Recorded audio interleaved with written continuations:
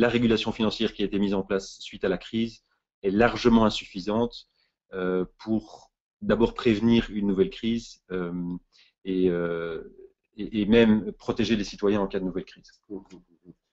Quand je regarde un peu un niveau graphique assez intéressant, je vois vraiment que là, entre 45 et 75, ce qu'on a appelé finalement les 30 glorieuses, on voit qu'il y a des crises bancaires vraiment qui sont quasiment inexistantes. Et tout d'un coup, à partir des années 70-80, ça repart.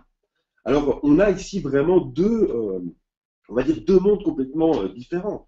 C'est quoi, vous, votre point de vue par rapport à ces deux mondes différents? Mais donc de nouveau, je vais laisser de côté l'approche macroéconomique qui expliquerait les facteurs et le contexte de nouveau macroéconomique des années 1940 à 1970. Ce qui se passe par contre en 1940 et après la crise, le crash boursier de 29 aux États-Unis et l'impact qu'il a eu en Europe, c'est que le législateur de façon générale prend conscience que les marchés financiers et le système bancaire livré à lui-même, c'est-à-dire qu'on a une phase de dérégulation importante qui va du début du siècle justement aux années 20, que le système financier laissé à lui-même n'est pas efficace et pire que ça, mène à une crise très grave qui a eu un impact. Là, on est carrément rentré en dépression, alors qu'aujourd'hui, on est plutôt dans une grande récession. Et donc, le législateur, le régulateur au niveau national et international décide de mettre en place un cadre de régulation financière très strict qui va encadrer ces activités pendant une trentaine d'années jusqu'au début des années 70 où on passe à un autre paradigme qui est le paradigme dans lequel on se trouve toujours. Ce qui est un point important du message de Finance Watch, c'est que beaucoup de citoyens pourraient croire qu'on a changé de paradigme suite à la crise financière, y compris beaucoup de journalistes d'ailleurs. C'est-à-dire que on pourrait imaginer que les dirigeants en 2008 aient tiré un trait sur le précédent paradigme, qui est un paradigme en gros qui dit qui est le paradigme de l'efficience des marchés, c'est-à-dire que au moins on régule les marchés, au plus on laisse leurs mains libres en termes d'innovation, de créativité, de la nature des activités qu'ils vont développer, la quantité de ces activités, au plus la société profitera de ces services financiers. On est malheureusement toujours dans ce paradigme-là, donc qui est un paradigme qui s'est mis en place dans les années 70 ou 70 et qui a remis en question un paradigme qui sera beaucoup plus de type keynésien, qui dit simplement que certes, les activités financières produites par le marché sont un bon modèle pour l'innovation, la créativité, l'économie en profite, mais l'économie en profite que si, à côté des acteurs financiers, on a un encadrement très strict des pouvoirs publics qui s'assure que les activités qui sont menées par le secteur financier n'accroît pas l'instabilité ou ne mettent pas en danger le contribuable. Il y a une question ici de Jérémy qui nous demande au fait, là on arrive un peu sur cette notion de risque qui est d'ailleurs intéressante parce que vous en parlez assez fréquemment, mais la question de Jérémy c'est quel est le principal risque de crise aujourd'hui? Première question. La deuxième, est-ce que c'est la dette souveraine? Par rapport au travail de Finance Watch ici, qu'est-ce que vous souligneriez par exemple? Mais donc, là, on est plutôt justement sur des questions macroéconomiques. Alors, effectivement, c'est des questions qui reviennent souvent et donc, c'est pas qu'on se penche pas dessus, mais c'est pas notre angle principal. Savoir d'où va venir la prochaine crise. Il y a beaucoup d'analystes qui se pensent sur le sujet. Vous avez Rajan Raghuram, qui est maintenant le gouverneur de la Banque centrale indienne, qui était au Fonds monétaire international et qui s'est fait un nom parce qu'il a anticipé la crise, il a prédit la crise de 2008. Lui dira que c'est le fait que le gouvernement américain va sans doute assez rapidement réduire le débit des injections d'argent bon marché dans le système financier, que les marchés financiers n'anticipent pas assez cette réduction de ce qu'on a appelé le quantitative easing, on va dire que c'est une injection de liquidité très bon marché. Oliver Wyman, qui est une boîte de consultance majeure et spécialisée dans le domaine, prédit un éclatement, que la bulle qui va éclater prochainement, c'est celle des matières premières, qui pourrait toucher les marchés émergents de façon assez violente. Les dettes souveraines sont certainement un problème. On entend fréquemment que plusieurs États, et notamment dans les pays de l'Est aujourd'hui en Europe, sont proches de la faillite. Donc, bon, on ne se prononce pas sur ce sujet pour le moment en tant que Finance Watch, même si on pourra en discuter dans un autre contexte. De nouveau, nous, ce qui va plutôt attirer notre attention, c'est le fait que, et là aussi on a des signaux très concrets qui font que la régulation qui a été mise en place il y a au cours des 5 dernières années, et qui en fait, en réalité, est très peu mise en place. Elle est encore discutée, ou on n'est pas encore au stade de la mise en pratique et de la transcription dans des lois nationales, donc elle n'est pas toujours encore effective. Mais il y a déjà un ensemble de signaux qui montrent que cette régulation n'a pas remis en question la structure d'organisation des banques et notamment leur exposition au risque, donc ce qu'on appelle l'effet de levier, qui est la quantité de fonds propres par rapport à leur bilan, la taille globale de leur bilan, que leur exposition au risque n'a pas diminué et même dans certains cas a augmenté. Donc ça c'est plutôt alarmant, même si c'est généraliste comme commentaire, c'est-à-dire que ça ne dit pas à quel endroit des investissements de ces différentes banques les pertes pourraient surgir. Et là, c'est différentes bulles, comme j'ai dit, ça pourrait être les matières premières, ça pourrait effectivement être les dettes souveraines, certains marchés émergents, etc. Mais nous, ce qui nous inquiète le plus, c'est plutôt quelque chose de structurel, c'est que de façon structurelle, les banques, et notamment les banques qu'on appelle systémiques ou trop grosses pour faire faillite, n'ont pas diminué leur exposition au risque au cours des 5 dernières années. C'est ça. Donc l'effet levier et trop grosses banques, au fait, c'est vraiment des points évidemment qui sont clés. J'ai une question de Philippe qui dit, compte tenu de la situation financière courante à haut risque, quelles sont les 3 mesures clés selon Finance Watch qu'il faudrait prendre d'urgence? Là, je dirais que on aura la suite de ce webinaire le 5 novembre, donc j'en profite déjà, où là on va se concentrer uniquement sur des solutions. Aujourd'hui, on regarde plutôt ce qui se passe, on essaie de comprendre un peu les causes du problème. Évidemment, si Benoît veut dire quelque chose, n'hésite pas à un moment donné à dire un mot là-dessus. Une autre question qui nous arrive de Jérémy, quels sont les points à réguler de toute urgence? Donc de nouveau, hein, comme Mathieu l'a dit, on dédie un autre webinaire de 30 minutes le 5 novembre sur ce sujet précis. Mais ce que je dirais simplement pour rejoindre la question de Mathieu, qui est la question du webinaire et en même temps la question des solutions, un point principal de notre analyse, et je vais utiliser une petite métaphore qui vaut ce qu'elle vaut pour l'expliquer, c'est que les mesures qui ont été mises en place par le G20 suite à la crise de 2008 n'adressent pas le fond du problème. C'est-à-dire qu'on ne dit pas du tout qu'il n'y a pas eu de régulation qui a été mise en place. Il y en a même des quantités, selon nous, trop importantes et trop complexes. On dit simplement qu'elles n'adressent pas le cœur du problème. Donc, si on considère que les citoyens et les contribuables se trouvent dans des villages de pêcheurs, qui sont des villages côtiers, et que donc en 2008, on a eu un tsunami, et que donc malheureusement, ce sont les citoyens et les contribuables qui ont subi ce tsunami de plein fouet. En gros, on peut dire que la réaction du G20 a été de solidifier les digues existantes ou de construire de nouvelles digues pour faire en sorte qu'en cas de prochain tsunami, le citoyen ou le contribuable ne soit pas touché, ne paye pas les conséquences négatives de ça. Alors, ça ne veut pas dire que le G20 n'a pas regardé quelles pouvaient être les causes fondamentales de l'existence de ces tsunamis. Et on va dire ici que ce sont des volcans sous-marins. Alors, on a identifié que c'était des volcans sous-marins, qui sont des volcans sous-marins, on va dire, de taille très importante. Donc, pour rester dans cette métaphore, et l'explosion de ces volcans sous-marins constitue simplement des faillites bancaires qui envoient, et ça c'est le tsunami, qui envoie des quantités de pertes massives vers les citoyens et qui font que si les digues, je vais venir aux digues dans un instant, si les digues ne sont pas assez solides, mais c'est le citoyen qui va devoir venir à la rescousse, c'est-à-dire absorber ces pertes qui sont envoyées par les faillites bancaires qui sont les volcans sous-marins. Donc on a identifié que c'était des volcans sous-marins qui étaient trop gros, puisque de nouveau, si on a des banques qui sont, et ça rejoint la question, est-ce que la séparation des activités bancaires est importante, même si on ne va pas rentrer dans le détail de ça et qu'on le fera le 5 novembre, en un mot, tant que ces volcans sous-marins sont de taille raisonnable, on peut tout à fait avoir des faillites bancaires qui vont effectivement envoyer des vagues, de nouveau de taille relativement raisonnable. Et là, les digues dont je vais parler, qui existaient déjà avant la crise mais qui ont été renforcées ou d'autres ont été dressées, pourront absorber ce type d'événements. Donc une banque de taille raisonnable qui fait faillite, c'est la vie. C'est comme beaucoup d'entreprises font faillite, c'est la vie et ça n'impacte pas le citoyen directement.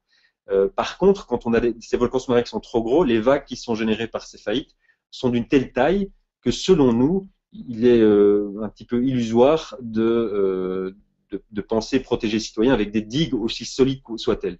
Maintenant, malheureusement, ces digues, on peut rentrer un petit peu dans le détail maintenant, parce que ça c'est vraiment la régulation financière. Donc, non seulement en cas de tsunami, de nouveau, c'est-à-dire tant qu'on n'adresse pas ces banques trop grosses pour faire faillite, et notamment quand c'est pas les activités, la meilleure digue du monde ne protégera jamais les villages côtiers d'un tsunami. Mais par ailleurs, et malheureusement, ces digues ne sont pas assez solides, elles sont fragiles, et la façon dont on a voulu les consolider est la mauvaise, qui fait que de nouveau, elles ne seraient de toute façon pas efficaces, quelle que soit la taille de la vague. Est-ce que les banques elles-mêmes, avec les capitaux qu'elles ont, peuvent se protéger aujourd'hui de ce genre de tsunami?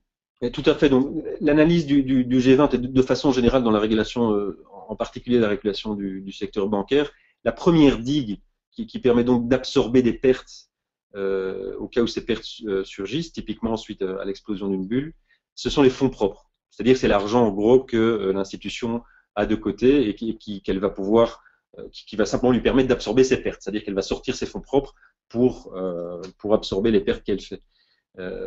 Alors, ça vient des accords de Bâle 3, c'est une régulation essentielle qui fait que, suite à la crise, le G20 a dit qu'il faut augmenter la taille des fonds propres que ces banques ont de façon disponible. Avant de revenir à ça, la deuxième digue, c'est plus les fonds propres qui sont amenés par des actionnaires, ce sont les emprunts que la banque a fait, et donc ce sont plutôt les créditeurs, les prêteurs, qui doivent pouvoir aussi absorber les pertes. C'est-à-dire que si vous prêtez de l'argent à une banque et que cette banque fait faillite, eh bien vous devez accepter que vous avez pris un risque et que donc vous n'allez peut-être pas retoucher l'entièreté de votre capital, c'est-à-dire du prêt que vous avez fait à la banque, et que donc ce prêt va être utilisé aussi pour absorber les pertes, ce qui n'a pas été le cas en 2008. Donc ça, c'est la deuxième digue. Et la troisième digue, c'est un fonds de redressement et de résolution des banques qui serait créé au niveau européen, qui serait un pot commun, qu'on forcerait les banques à alimenter ce pot commun, et qui serait la troisième digue. Maintenant, on peut passer en revue très rapidement ces trois digues et pourquoi elles ne vont pas fonctionner. Si je commence par ce dernier pot commun, c'est un pot commun qui fera 1% du total des dépôts garantis en Europe, ce qui constitue plus ou moins 55 milliards d'euros.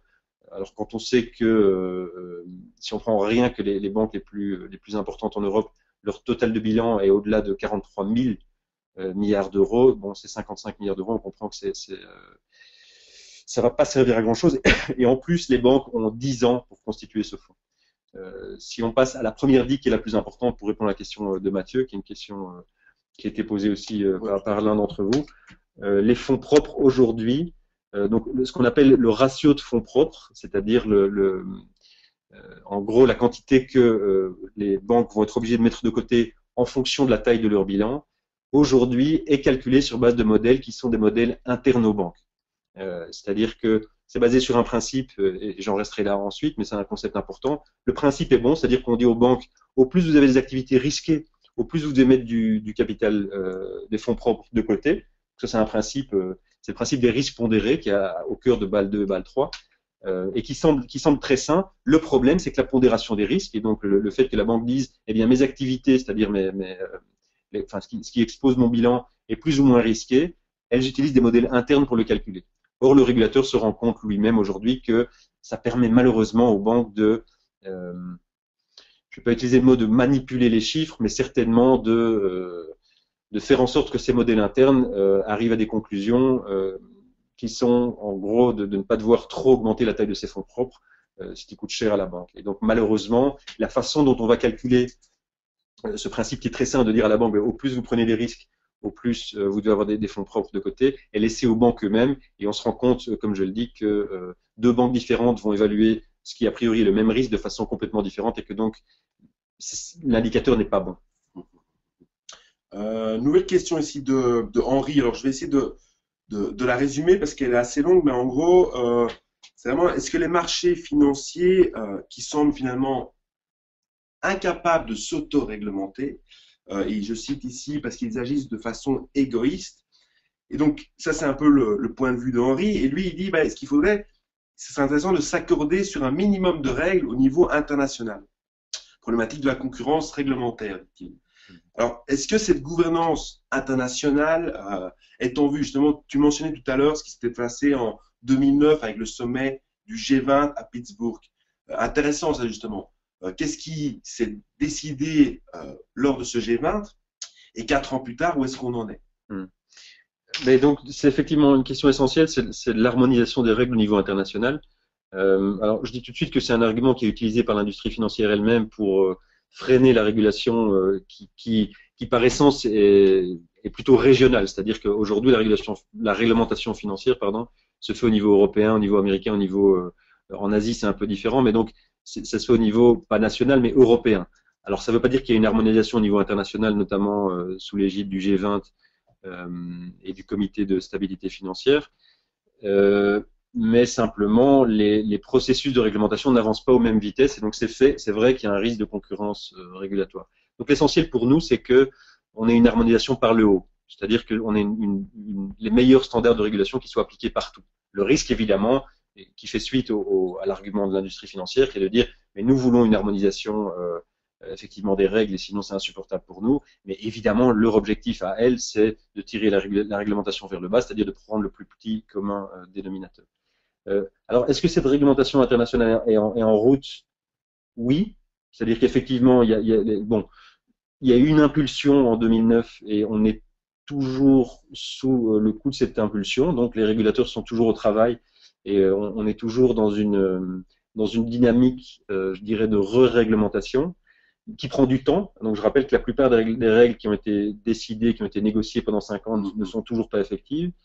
Mais cependant, les principes qui régissent cette re-réglementation, pour nous, ne sont pas les bons. C'est-à-dire, ce qu'on n'a pas fait, c'est remettre en cause le paradigme dans lequel on se trouve depuis 30 ans, et qui est fondamentalement que le régulateur, et jusqu'à un certain point, les autorités publiques en général, n'ont pas à se mêler de la nature des activités des banques, qui peuvent être soit spéculatives, soit de l'investissement à long terme et dans l'économie réelle, comme il fait allusion à la question.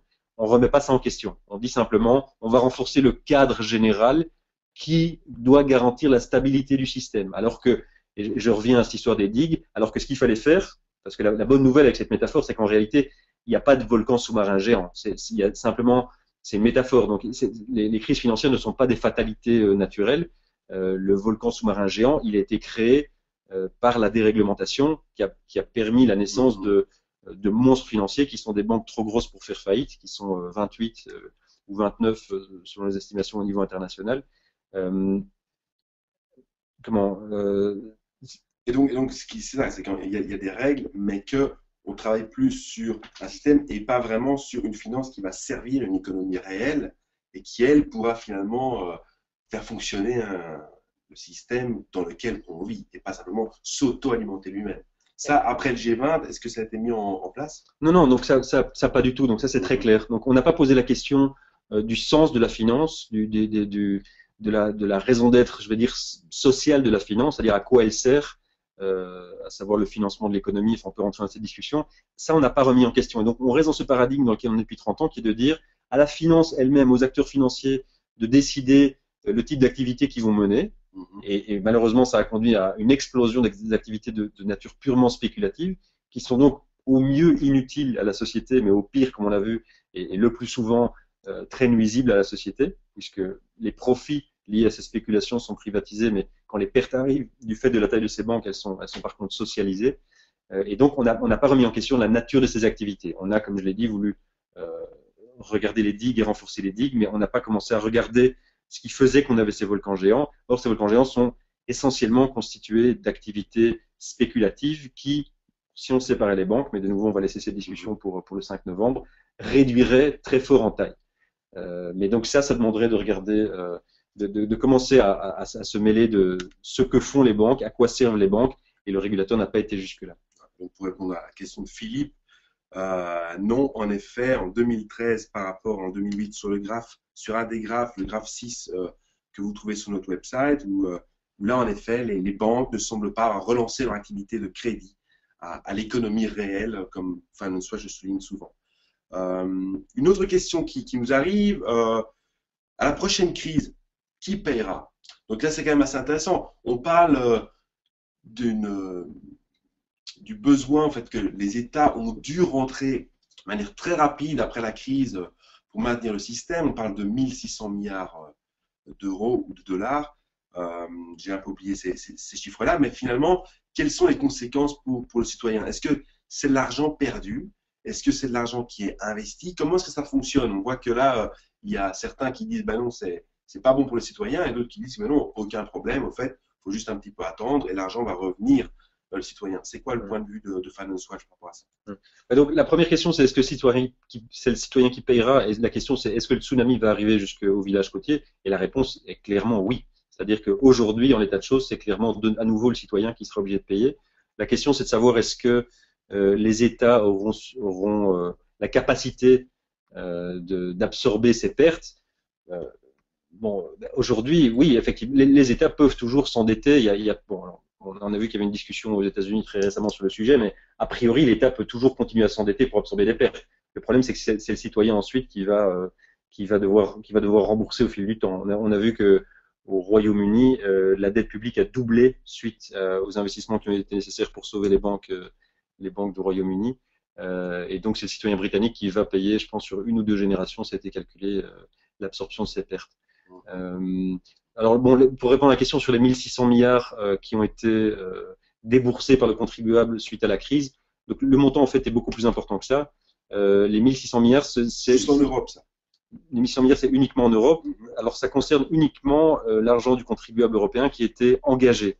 Alors, engagé, ça veut dire deux choses en gros. C'est soit carrément rentrer au capital des banques, donc ça c'est vraiment, c'est pas forcément de l'argent à fond perdu, mais ça c'est vraiment de l'argent qui était investi directement dans les banques. Soit ce sont des garanties qui sont prévues pour soutenir les banques en difficulté, mais ces garanties, même si elles ne sont pas utilisées, doivent être provisionnées dans les budgets des États. Et donc, c'est de l'argent qui ne va pas ailleurs. Donc, même si ces garanties ne sont pas utilisées, elles doivent être financées par les États. Et donc, et de cette façon, c'est de l'argent que le contribuable engage. Donc, on ne prend pas du tout en compte, et je pense que là, on parle plutôt de 4 000 milliards, un peu plus de 4 000 milliards d'euros selon la Commission européenne. On ne parle pas de garanties qui, par contre, ne sont pas engagées, qui ne sont pas mises au bilan des États. Donc, les 1600 milliards, ils sont très concrets. Question ici de Rémi. Est-ce que la recherche va parvenir à démontrer l'impact intuitivement nuisible, dit-il, d'une finance trop sophistiquée? Et il mentionne le trading à haute fréquence, les dérivés non lisibles, etc. Le point de vue, est-ce que ça rentre justement dans cette campagne que vous avez lancée il y a un mois? Non, c'est un excellent point et c'est un des points principaux de notre argumentation, c'est que la finance est devenue trop complexe. Et donc, de nouveau, c'est lié au fait qu'on a laissé à l'industrie financière le loisir, entre guillemets, de développer son activité comme bon lui semblait. Et la complexité est utile d'un point de vue des intérêts privés à plusieurs niveaux. D'abord, parce que dans certains cas, si vous avez parlé de produits dérivés complexes, elle permet de cacher des marges qui sont des marges simplement bénéficiaires des banques sur certains produits. Et également, une activité complexe devient difficile à réguler et c'est plus difficile pour le régulateur de s'y retrouver. Donc, alors effectivement, il y a des études qui prouvent l'inefficacité. En tout cas, il y a des études qui prouvent l'inefficacité de la tendance de la réglementation à s'adapter ou essayer de mimer la complexité de l'industrie financière. Donc une réglementation complexe pour une industrie complexe, ça ne fonctionne pas. Maintenant, il y a un ensemble d'études, par contre, qui montrent que en réalité, la déréglementation financière des 30 dernières années n'a pas mené même à plus d'efficacité. C'est-à-dire qu'en réalité, les services financiers sont plus chers aujourd'hui qu'il y a 30 ans, ce qui est un point fondamental, parce que intuitivement, on pourrait au moins espérer que ce qui pourrait être l'objectif central de la déréglementation ou de la libéralisation, ce soit un gain d'efficacité, même celui-là n'est pas là. Après, ce qui est important de montrer, j'en resterai là sur cette question, ce qui est important d'inclure, c'est que là, on a parlé des coûts très limités pour les citoyens qui sont simplement l'argent déboursé.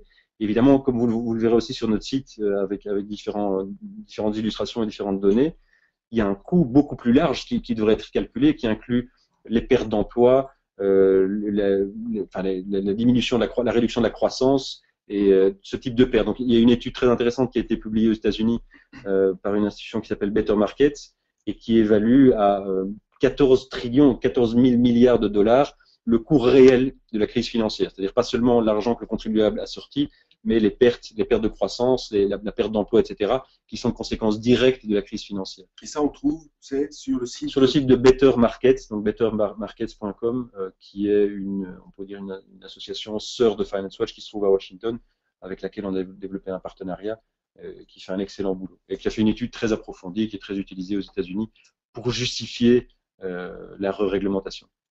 Ok. Bah, moi, je vois qu'on arrive tout doucement à la fin de ce webinaire. Je pense que on a quand même pu soulever les grandes lignes. Benoît, peut-être que tu veux encore ajouter, pour conclure, un mot que tu n'aurais pas dit.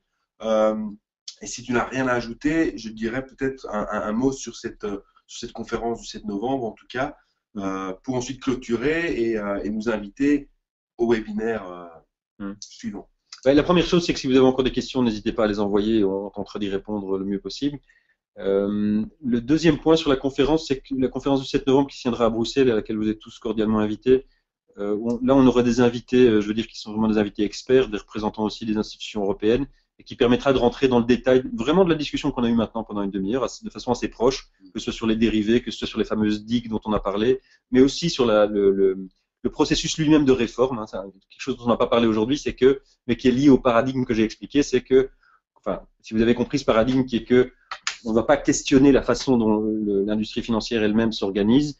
On comprend que, en réalité, c'est la finance qui est aux commandes de sa propre réglementation. Donc, c'est un problème important qui sera également soulevé le 7 novembre ici à Bruxelles.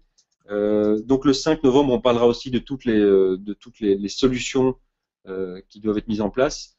Non, simplement ce que je rajouterais par rapport, enfin, pour terminer par rapport au fait que la réglementation ne va pas arriver à nous protéger d'une prochaine crise, mais c'est l'importance des citoyens en fait, et de leur capacité à montrer à leurs élus que ce n'est pas satisfaisant et que c'est un sujet crucial pour eux.